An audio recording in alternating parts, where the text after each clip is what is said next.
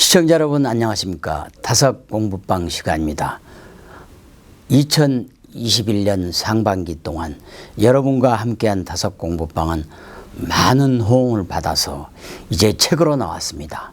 다섯 선생님의 호에 걸맞게 저녁의 참 사람이라는 책으로 온 오프라인 서점에서 여러분들이 만나볼 수 있습니다. 집필자인 아주경제 이상국 논설실장님은 이 책을 다섯 평전으로 명명했습니다. 지금까지 다섯 선생님을 기리는 수많은 책들이 나온 것들이 있지만 이처럼 평전으로 나온 것은 최초라고 자부심을 갖습니다. 종교나 철학을 공부하지 않는 사람도 쉽고 간결하게 이해할 수 있게 된 책이기 때문에, 평전이기 때문에 여러분들의 많은 호응을 바라겠습니다.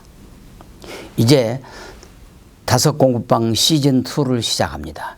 시즌2에서는 박영호 다섯사상연구회의 제자이신, 그리고 연구회의 총무이신 김성원 선생님께서 다섯의 일생과 다섯의 사상을 주제로 오도송, 즉 깨달음의 시를 여러분들에게 강의해 드릴 것입니다. 여러분, 깨달음의 시간, 그리고 대한민국 근현대의 영적 스승으로 불리는 다섯 선생님의 오도송을 통해서 함께 사상과 철학의 길을 떠나보시죠. 여러분이 아시다시피 다섯 선생님은 2008년 동양에서 최초로 서울에서 열린 세계 철학자 대회에서 전 세계 수많은 쟁쟁한 철학자들로부터 한국의 유일무이한 한국 사상가이자 종교가로 인증을 받은 바도 있습니다. 여러분, 이제 K-스피리추얼리티, 즉 K-영성의 시대가 도래하고 있습니다. 서양과 중국의 철학을 공부하는 것도 당연히 중요합니다. 그렇지만 5,000년, 9,000년 단군 이래로 내려온 대한민국의 혼과 DNA가 있는 한국 사상을 다섯 선생님의 오도송을 통해 함께 공부하시죠. 여러분, 다섯 공부방 시즌2 길을 떠납니다. 대단히 감사합니다. 다섯사상 길라잡이 제3편 마음과 허공. 마음이 속에 있다고 쫓아들어 못 받거늘 허공이 밖에 있대서 찾아 나가 만날 순가 제 안팎 모르는 임자 아리따운 주인인가 달라붙은 소갈이 마음을 제 속이라고만 여겨 터무니도 모르는 이 한대를 바퀴라고만 암 우주를 휩싼 허공도 빈맘 속에 드누먼 온갖 일의 별별 짓을 다 봐주는 마음이요 모든 것에 가진 꼴을 받아주는 허공인데 아마도 이 두 가지가 하나인 법 싶구먼 제 맘이건 쉽게 알고 못되게는 안 쓸 것이 없이 보고 빈탕이라 망바를랑 말을 것이 님께서 놔드시는 길 가까움직하구만 성서조선 이 시를 통해 다섯의 깨달음이 붓다의 깨달음과 다르지 않음을 느꼈다. 마치 그가 선승이 되어서 2500년 전 붓다가 깨달은 구경각에 이르렀음을 알리는 것 같다. 평생을 공부해도 내 마음 하나 알기도 어려운데 어찌 허공까지 알겠는가. 사실 다섯도 20대 불경 노자를 읽고 공과 무에 대한 이해는 있었지만 허공이 마음이라는 깨달음은 얻지 못했다. 끊임없는 공부와 노력 그리고 일상의 수행 끝에 그는 30년이 지난 52세 중생 체험을 계기로 허공이 바로 참인 것을 깨닫게 되었다. 마침내 다석은 내 마음속에 있는 참과 허공 그 자체가 참인 것을 알고 마음과 허공이 하나라는 사실을 체감했다. 그의 마음과 허공이란 시는 사람들로 하여금 보이지 않는 마음과 허공에 대한 깊은 사유를 하게 만든다. 조금씩 이해의 폭을 넓혀가면 마음과 허공이란 시는 우리들에게 평온함을 가져다 준다. 많은 이들이 이 시를 암송하여 마음의 평온을 느꼈으면 좋겠다. 인류 역사를 통틀어 몇 사람이나 마음과 허공이 하나임을 깨달았을까? 마음을 허공처럼 비워서 살아야 된다고 말하는 다석은 복음 소리를 들으려면 마음을 비우라고 한다. 그에게 마음 비움이란 이런 의미를 갖고 있다. 사람은 누구나 빈 마음으로 세상을 보아야 한다. 공심관세. 마음을 비워서 세상을 보면 복음의 소리를 들을 수 있다. 세상을 바로 보는 사람에게는 복된 소리가 들려야 한다. 어느 의미로 보아서는 정말 남의 선생 노릇을 하는 지도자는 선지의 성격을 꼭 가져야 한다고 보겠다. 선지라는 것은 자신을 위해서 사는 것이 없다. 그저 하늘이 맡겨주신 세상을 바로 보는 것이다. 자신을 다스리지 못하는 사람은 남을 도와줄 수가 없다. 다석어록. 빈 마음으로 세상을 보듯이 빈 몸으로 세상을 다니면 홀가분하다고 한다. 빈 마음이란 쉽게 이해가 되는데 빈 몸이란 처음 듣는 소리다. 빈 몸이 홀가분하다는 것은 우리가 다 맛을 보고 알고 있다. 물건을 많이 지니고 다니면 몸이 무겁지만 빈 몸으로 다니면 홀가분하다. 이 세상의 욕심쟁이는 무엇을 하고 다니는가? 그저 많이 달라고만 하여 짐을 잔뜩 지는 것을 좋아한다.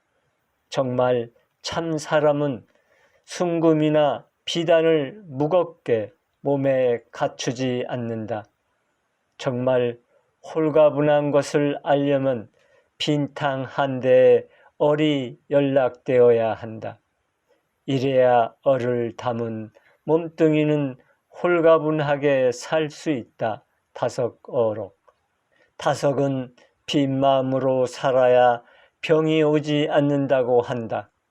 요즘은 안 먹어서 병이 나는 것이 아니라 너무 많이 먹어서 병이 생긴다.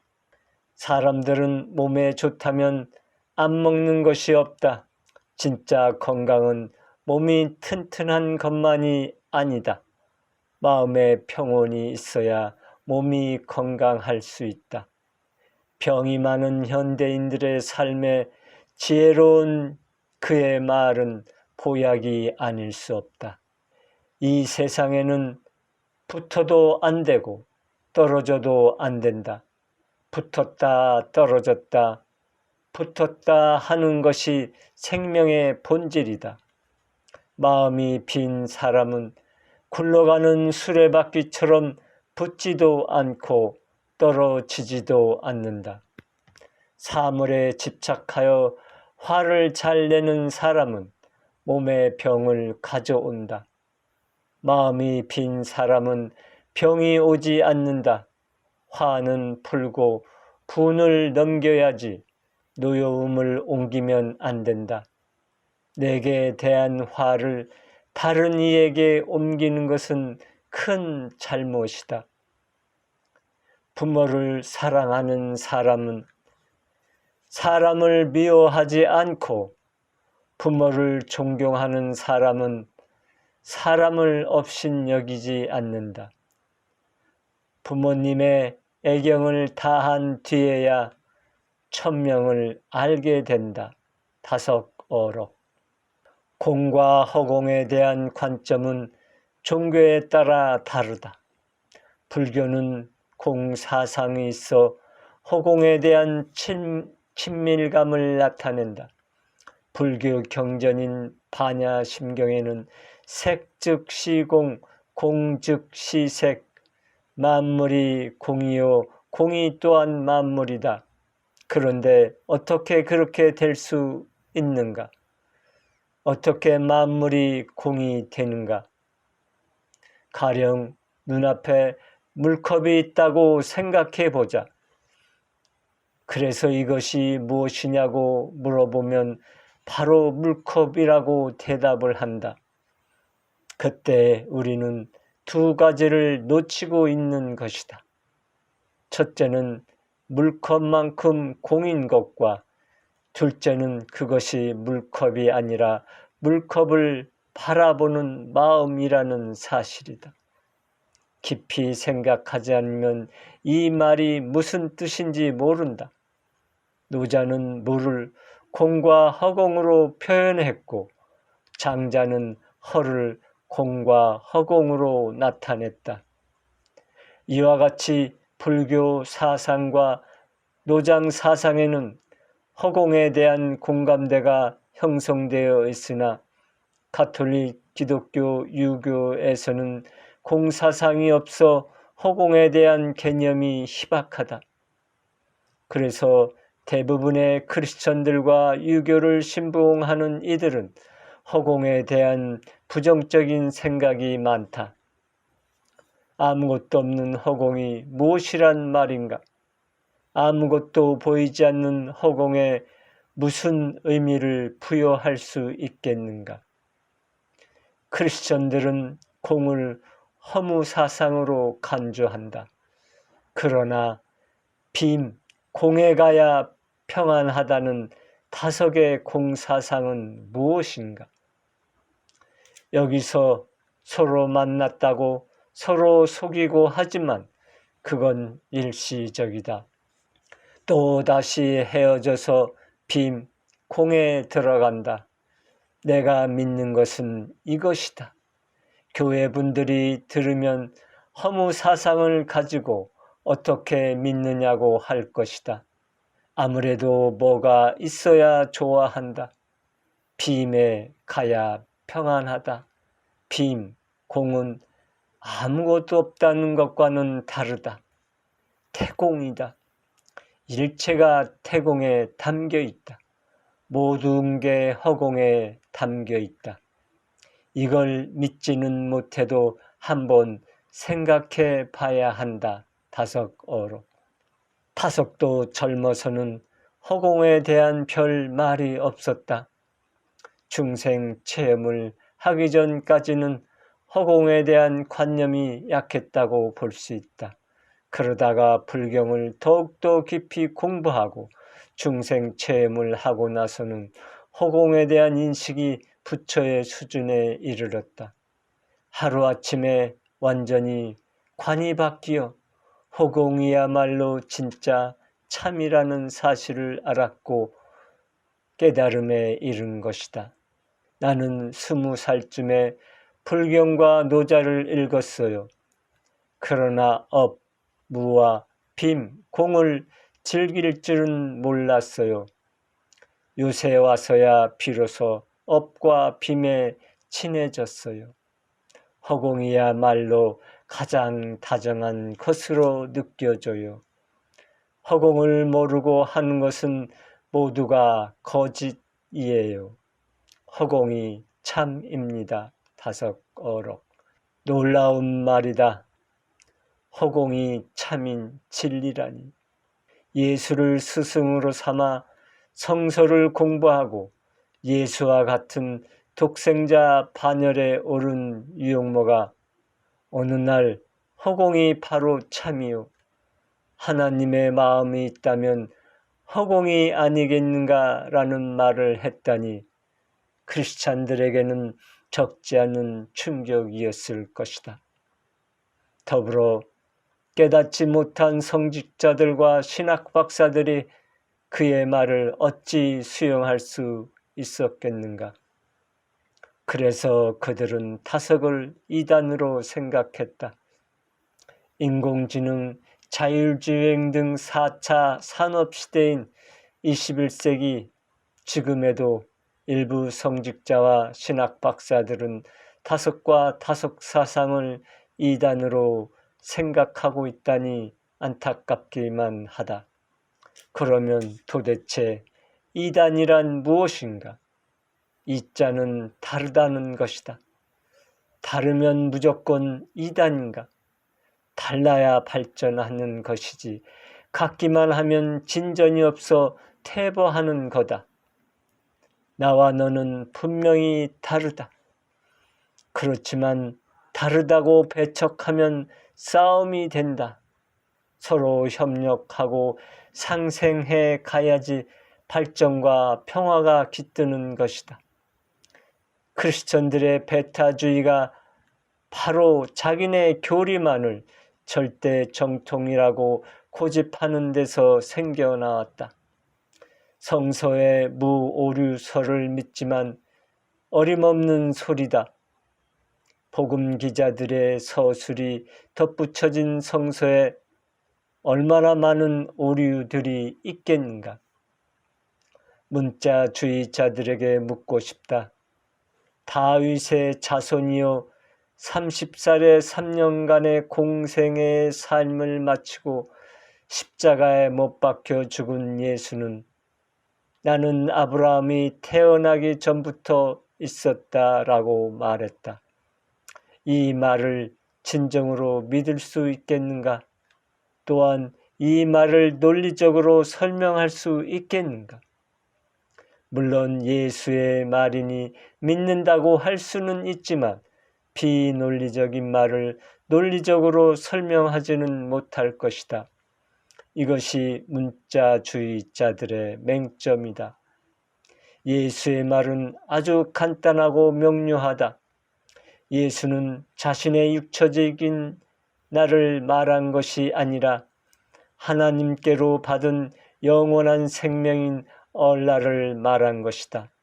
얼라를 그냥 나라고 했으니 얼마나 혼란스러웠겠는가. 얼라는 창세기 전부터 하나님과 함께 있었고 지금도 앞으로도 영원히 존재하다.